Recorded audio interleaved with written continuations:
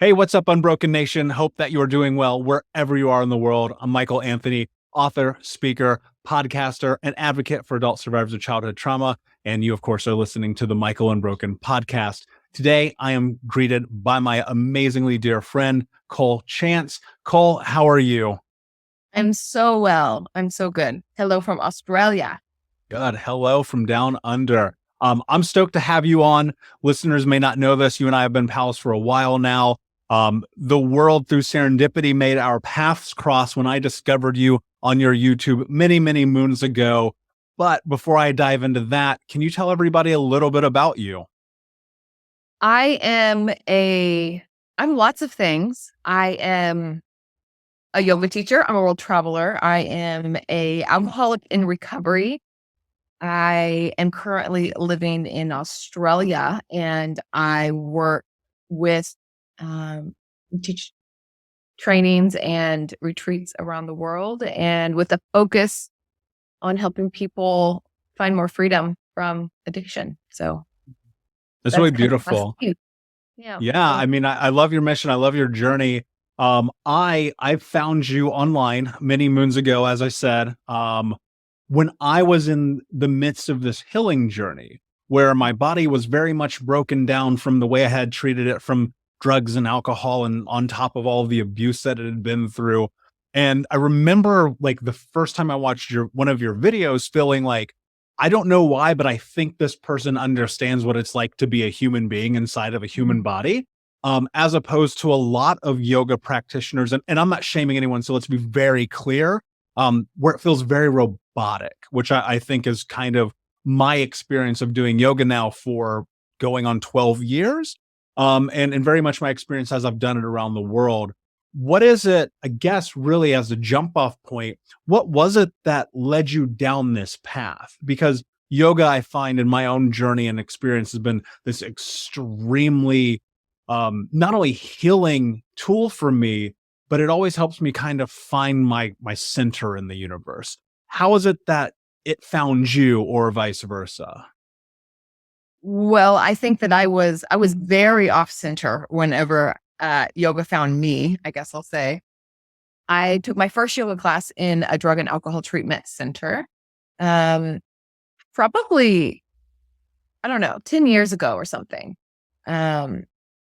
Really fortunate for it to have found me. So I was on like a rehab tour in my 20s. So I was in and out of rehabs a lot. And only a couple of them, this is the first treatment that I went to that had yoga in it. And I was so disconnected from my body and and from myself, and like on all the different levels.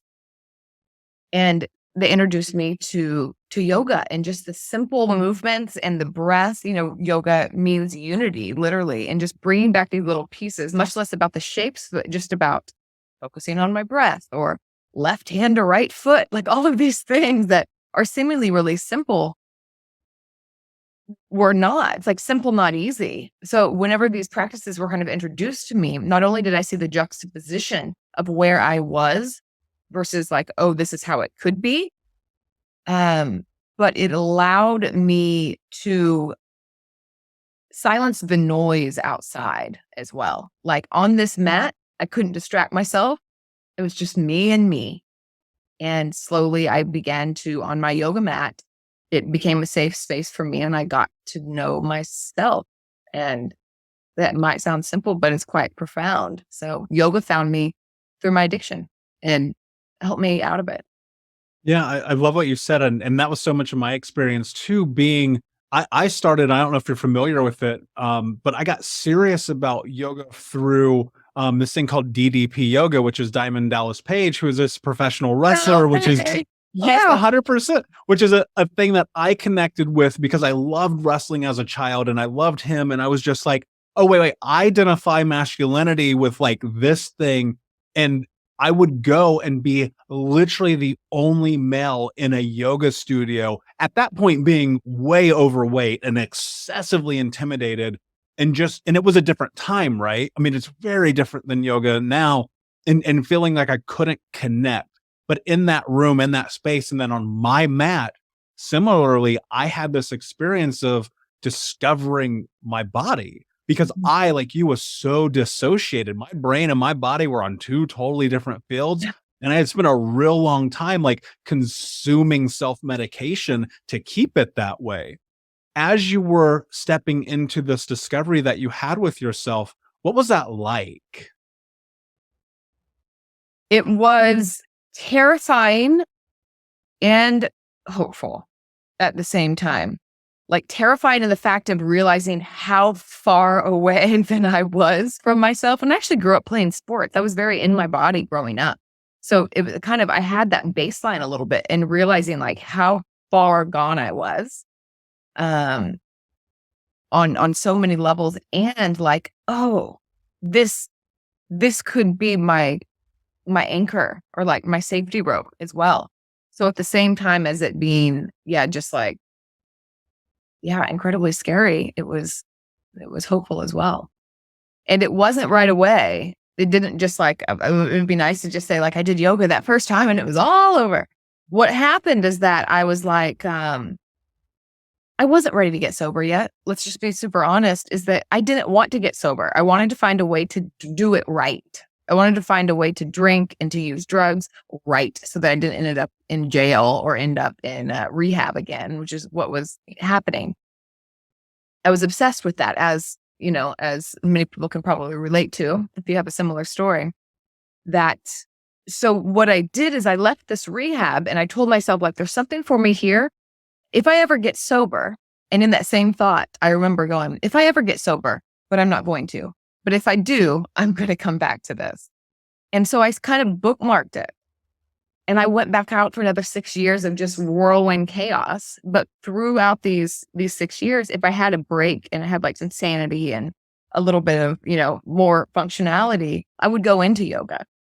And more towards the end, slowly it was becoming like the only space where there was a moment of silence and stillness. And so even though it was far and few between, I was building and cultivating this safe space that I could keep coming back to. And every time I came back to my mat, it would be like, oh my God, like a big exhale and like, okay. And then that same feeling of the terrify and hopeful would come back. Yeah. And it got more dire as it went on. Like, oh my God, I can't keep leaving this mat. Yeah. And I don't want to put words in your mouth, obviously, but I'm so curious if your situation was similar to mine, in that those moments being on the mat felt like the only true sense of control that I had, because I recall just spending so much time in the chaos that I thought I was controlling, right? Because like you, I was thinking like, how can I just get trashed every night and then have this sense of normality? And it wasn't true, because my life was out of control.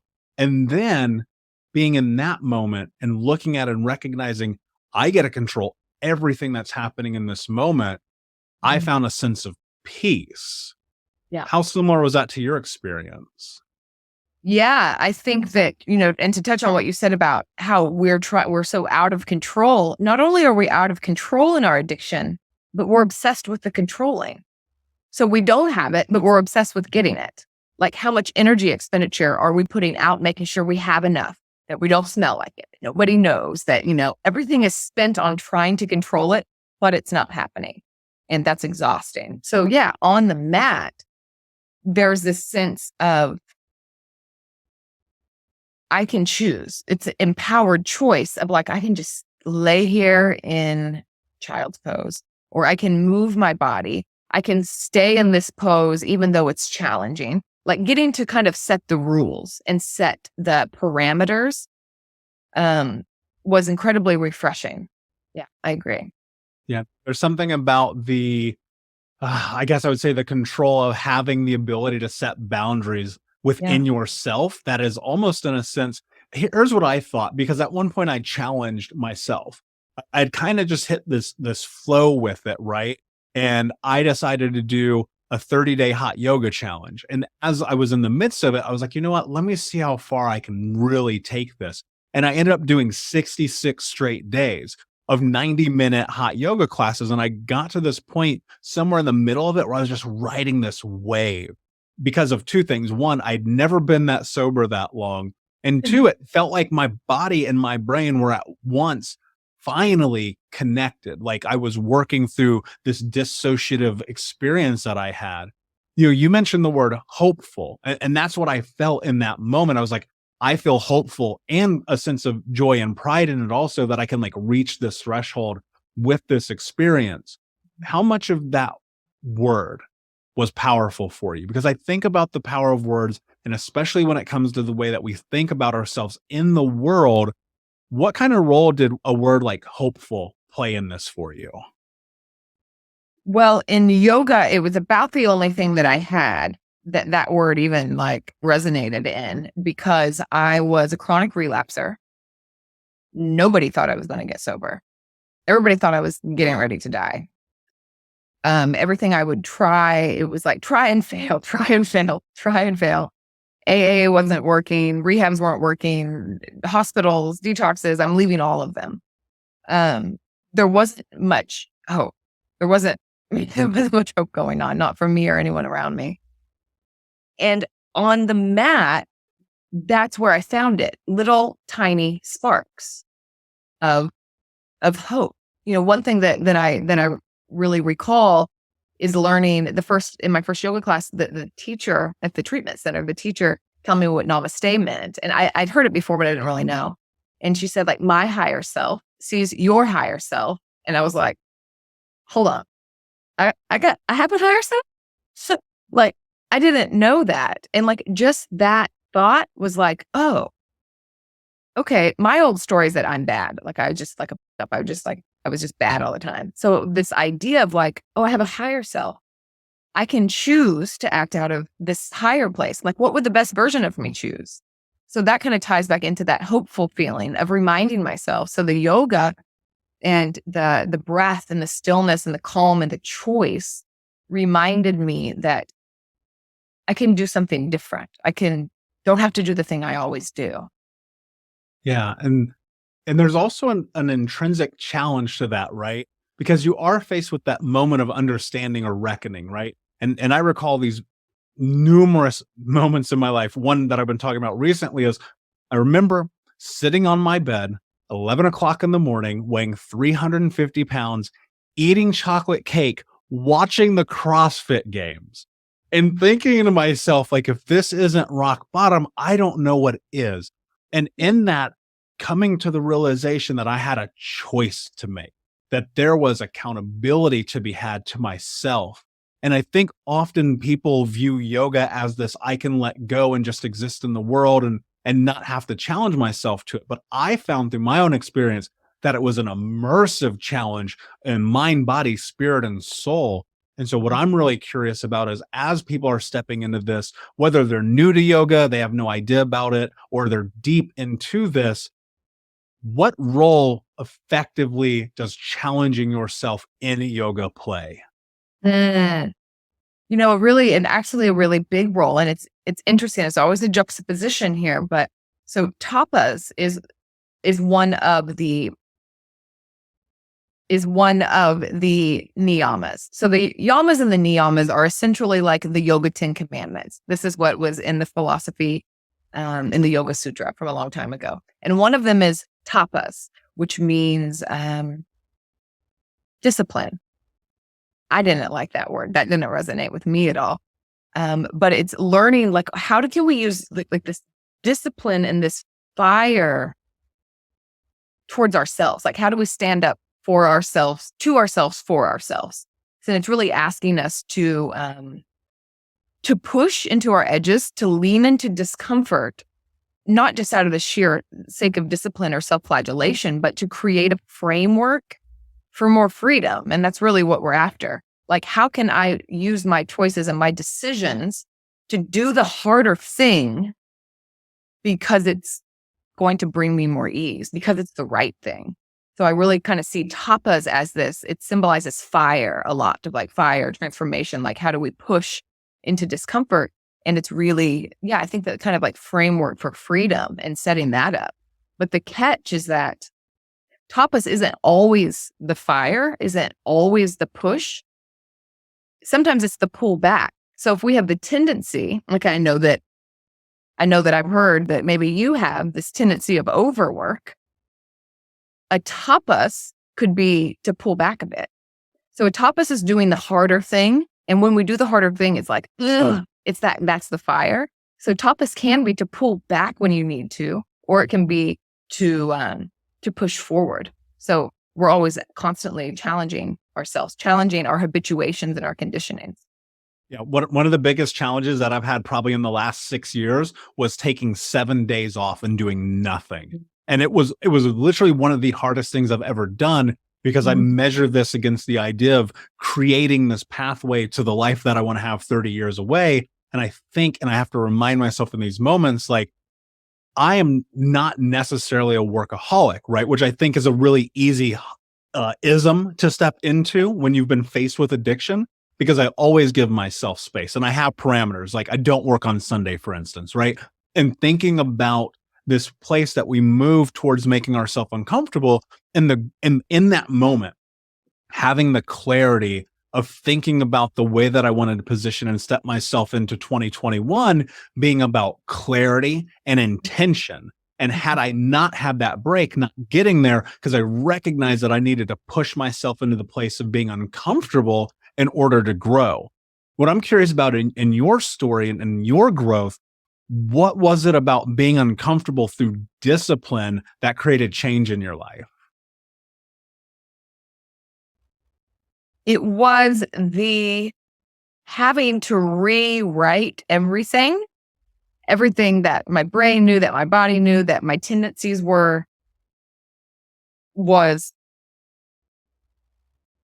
an uphill battle, to say the least. I think that on my yoga mat, I learned to build capacity.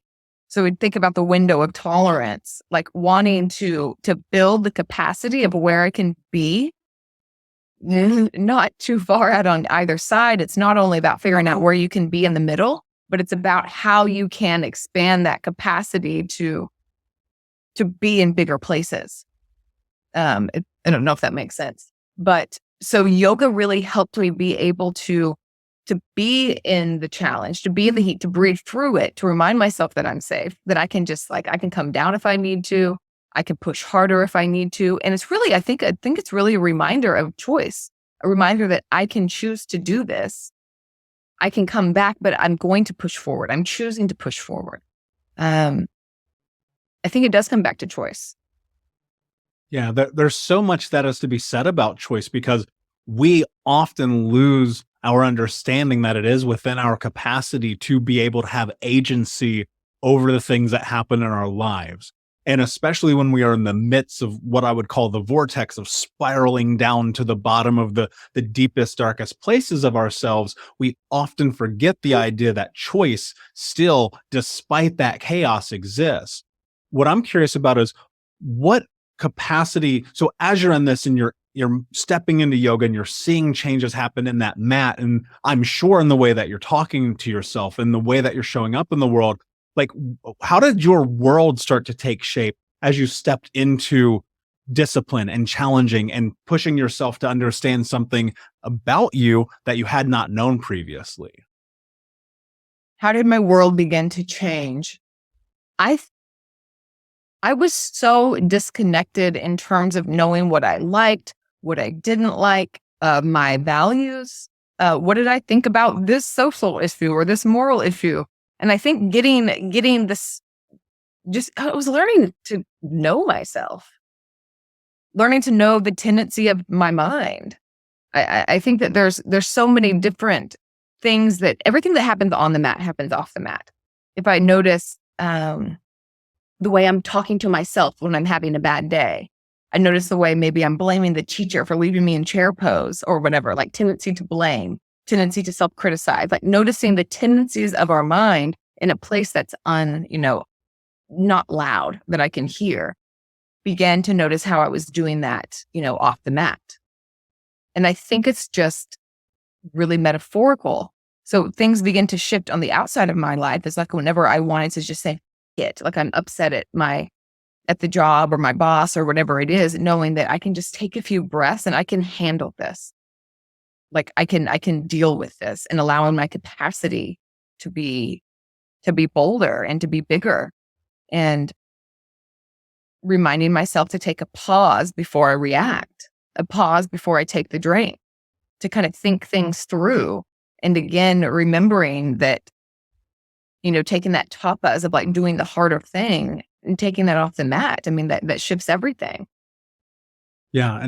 And I mean, I couldn't have said it better myself. I mean, that feels like such a reflection of my own experience. And many times looking at and recognizing like, oh, my parasympathetic and sympathetic nervous systems are so incredibly out of whack that the only way I can come back to any semblance of center is in these moments of controlling my breath, controlling my ideas, controlling what is happening in my life. As you got more of that control over your life, how did that impact just like the way you talk to yourself and the way that you thought about yourself? Yeah, absolutely. And I think that what really happened for me is that I was able to see the space in between my voice or the self-talk, the thought, and myself, like realizing that like I wasn't my voice, like my brain was just being to me, like my thoughts were happening, but like I wasn't necessarily that. Like I could notice like, I'm not going to do this today. Like I'm not going to treat myself like this today.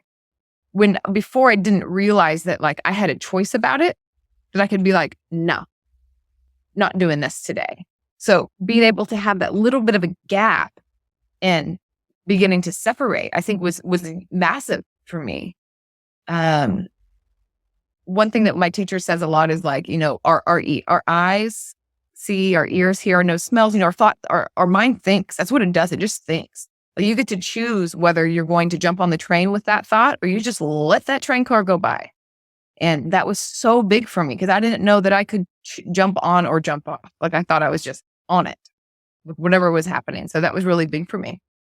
What do you think was the biggest, call it reframing, that you had in the understanding of who you were? Oh, wow. Gosh, I just feel like I almost feel like a completely different person, but then I'm also exactly so the same. Like I can close my eyes and just be like, wow, gosh, like I'm still there. I think the biggest, I never knew how much possibility that I had. I never imagined myself. I never knew I had one iota of business sense in me.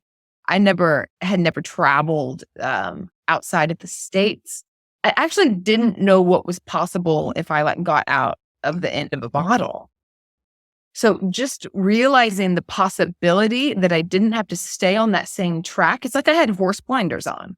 It wasn't like I knew what I wanted and I just couldn't get it. It's like I didn't know what was possible. If you would have asked me in the beginning, like, you can have anything you want, what do you want? And we'll give it to you. I would have sold myself so short because I actually didn't have language for it. So I think what it really opened up was being able to understand the possibility and that I didn't have to know. It was like leaving space for like an unknown possibility. Like being able to say, I don't even know what it is, but there's something out there. Yeah, that's really beautiful. And that's, you have to be curious about it. In my experience, it was very much about like, I wonder what's on the other side of this thing that feels very uncomfortable and very difficult. So what I'd love to know, I'm listening, Cole, Michael, this is great. Seems to work for you guys. You're special. You're clearly, something that I don't know. I don't know where to begin with this process. I always hear yoga. I always hear meditation. I always hear about getting in touch with my body and reframing and learning and growing it. But I don't get it. And I'm scared of it. I'm nervous about it. Like where do I begin to actually step into this? I think that we have different entry points, which is fine because we're all different. So I think trying to do it exactly like somebody else does it isn't the way to go. Emulation is great when we don't know what we're doing, but exactly emulating isn't always the way to go. But just starting somewhere, whether you want it to be yoga or journaling, or maybe coming up with some sort of dedicating a little bit of your energy to something because you've dedicated it a lot to whatever it is that, or whatever it is that you're wanting to shift. So just a little bit and dedicating just a little bit and making it sustainable. And then just adding those up, adding it up day to day. And you're like, and then this too, and this part too, and this part too. And, that begins to shift and create something different, creating a new groove. Yeah. And I think that's what it's too, right? This process seems so secular. And it's like at some point you have to remove yourself from the spin cycle and take a step back and look at it non-biasedly and without shame and without guilt and kind of say to yourself, I need to at least try something. And I think about this often. My experience and so many others in that moment of like recognizing that they needed more, a coach, therapy, God, whatever it was, yoga, often comes from this place of rock bottom. And what I'm constantly looking at, and now knowing that you are working with people who are in this position and you've seen it from both sides of being healthy and not, what I'm curious about is, how do we mitigate the risk of rock bottom and empower somebody with tools to be ahead of the curve? What do you do there? Is it even possible? It absolutely is. People get off the ship in lots of different places. You don't have to go to rock bottom. Many people do. I think it really has to do with getting brutally honest with ourselves, because we are good at denial. We are so good at denial. It's actually the lowest energy, like calorically for our brain. It's the lowest energy fix. It actually takes the less calories just to deny rather than have to mitigate challenge. I like when they talk about children, like you'll see it in children. It's the first thing that children's learn. They'll have like cake all over their face and be like, I didn't eat it. Like I didn't know it. But actually it's the easiest thing for us to do. And our body's always looking for the easiest route. So I think that getting brutally and compassionately, let's do that. Brutally and compassionately honest at the same time, they can live together about where you are, what this is affecting, how it is affecting you, how much energy you are just exhausting. Because I think what happens and why we don't get off prior is because we deny our way into thinking that we've got it under control. We'll minimize, we'll rationalize. I was a big denier. But had I been able to absorb and honestly been like, oh my gosh, and like just really looked around me, I would have gotten off earlier, but I wasn't able to do that. Yeah. And people do. How? I mean, yeah, tell me, go ahead. No, I'm in total agreement with you. I mean, I think about from a trauma scope, right? Just pushing it down and pushing it down and pushing it down and hiding from it. And then watching my life be disastrous for a very long time. And people being like, you're an emotional recluse. Are you a sociopath? Do you have any capacity to be a human being? And me just denying my thing isn't impacting you. My emotional response doesn't matter. The way I think, act, feel, breathe, whatever is only about me and me alone. And thinking about, man, if I would have I had a mirror moment. I shared that with you before this audience knows about it. Just looking at it and saying, from this moment forward, you're going to do whatever it takes to change your life. And being constantly in that place now ever since of viscerally brutal honesty with myself. But I love what you said. There is an element of compassion that exists in my life for me that does not exist in any other plane. Because where I as once used to be more mean and difficult and trying and uncouth to myself, I now find myself being just the polar opposite. This journey so much is about getting to that place. And I think also it's a part about how do you step into acknowledging that you need help? And what I'm wondering is, in this journey, in this place, what role does asking for help play, not only in your life, but in the people that you work with? It's massive because we can't, it's so hard to fix something with the same mindset. It's like we need to have reflection and mirrors and see different perspectives. And it's really challenging to even know what lens you have on sometimes to be able to switch them. So it's so important to be able to ask for help. And this can be really scary. We don't know. Things may not have went well, prior to asking for help. We're vulnerable when we ask for help. So a lot of people, that place of vulnerability could not have went well. So it's finding the spaces that you can feel, again, finding these relationships and these spaces that you can feel safe in. Treatment can be helpful. Therapy can be so vital. Coaching, figuring out what it is, but creating these spaces where you can have these secure attachments and really be seen and be heard, I think are so important. Are so important. And I think it's also about being discerning about where we're asking for help, especially coming from out of a vulnerable situation. Yeah. And I think often, and my experience, especially, and you nailed it, is we had found, when we come by it honestly, that asking for help often led to ramifications. And, the one thing that I've come to discover is that asking for help is actually the strongest thing that we can do. I mean, there's a 0% chance I'd be sitting here having this conversation with you had it not been me in multiple different parts of my life being like, oh, I need a resource. I need help. And I mean, even that's how I discovered you on YouTube, God knows how long ago, but it was like, I need something else that my brain cannot compute. And I think you hit that right on the head. As we start to wrap up here, I want to definitely give you some space. Tell me a little bit about what you're working on right now. Well, what I'm working on right now, I kind of do lots of different things, but in the terms of using my experience to give some hopefulness, back to that word hopeful, is I'm working on a program called Emerge that I created, and it's a group inquiry. It's a self-inquiry, but it's supported by community. And we really go in and we get down into the honesty and really digging in and seeing, being real with what's going on. And it's just amazing how we can hide from ourselves. And I think that's just a really, really beautiful to be able to do this in community, because then, someone else will share and you're like, oh, me too. And we can really reflect these for each other. And one thing that I just wanted to mention about that is one of my teachers, Pema Chodron, she talks about always she's always talking about going into discomfort and going into our walls. But she does say, but we don't go after our walls with a sledgehammer. Like, you go there, but you do, speaking to that kind of compassionate, like, oh, we're going to the walls, but, maybe we won't be like blasting them with demolition.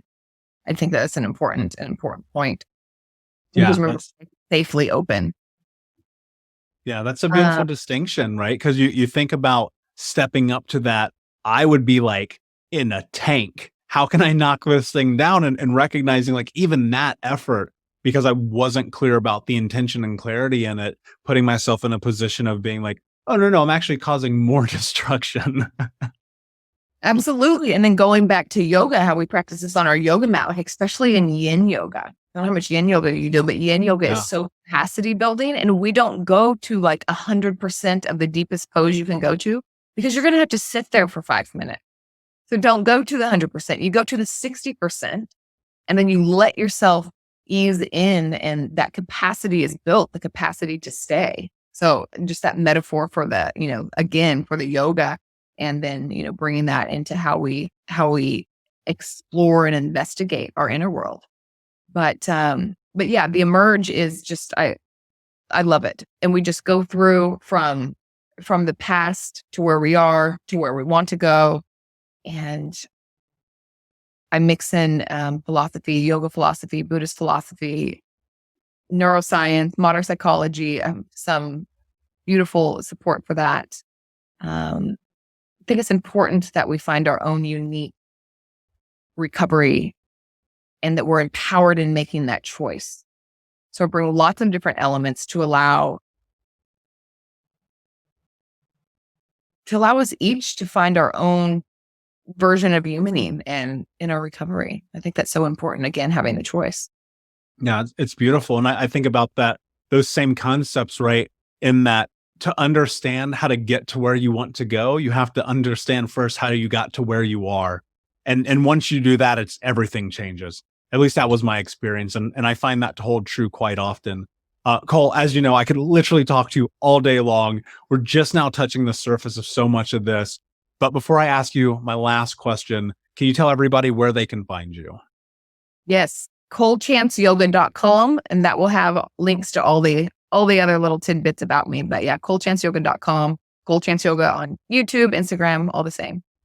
Beautiful. Thank you, my friend. I genuinely appreciate you spending time with me here today. And I know this audience is going to find so much value out of this conversation. Before we head off, though, I need to ask you, what does it mean to you to be unbroken? To release the stories that we've told about ourselves for so long and to lay down the armor. I think that that's a big one. To lay down the stories and to lay down the armor that we've defended that innate, goodness with, all the masks and the layers and the experiences and the traumas, and being able to take that down and realize that we're still in there. That essence is still there. Powerful. Literally have goosebumps.